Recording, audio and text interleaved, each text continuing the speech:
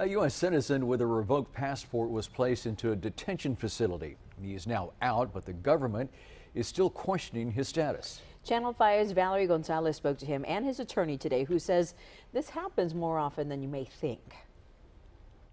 The situation involves a man from McAllen. He has a Texas birth certificate. He has another from Mexico. His attorney tells us this dual registration practice is common along the border. August 7, 2017. It was just another trip to Mexico for Juan Carlos Garza and his 10-year-old son. Back at home, his wife was waiting with her young daughter. Garza and his son pulled up to the port of entry at Hidalgo. They were sent to secondary inspection. There was something wrong. Me enseñó una hoja así de lejos y me dice, es que mira, aquí está donde revocaron tu pasaporte. This letter. The U.S. Department of State stated they were revoking his passport after finding Garza's birth certificate for Texas and 2 in Mexico. The letter, dated August 7, 2017, never reached Garza. He was detained and sent to the Port Isabel Detention Center. Cases like these are not uncommon for immigration attorney Jaime Diaz. They are more common than we can imagine. Diaz filed a lawsuit and got Garza out. What got Garza into this problem could have been how he was born.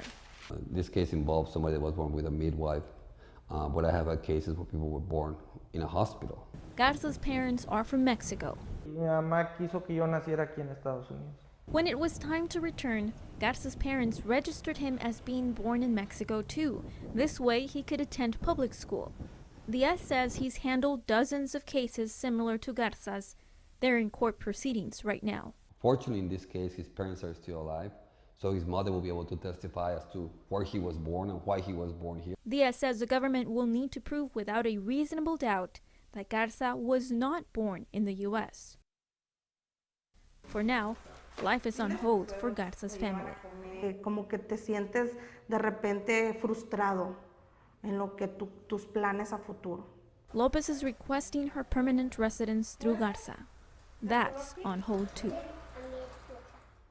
We reached out to the Department of State. They tell us they can't comment due to the Privacy Act.